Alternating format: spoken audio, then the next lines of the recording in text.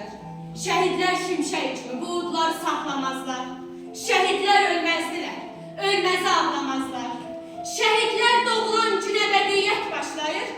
Şəhidlər imam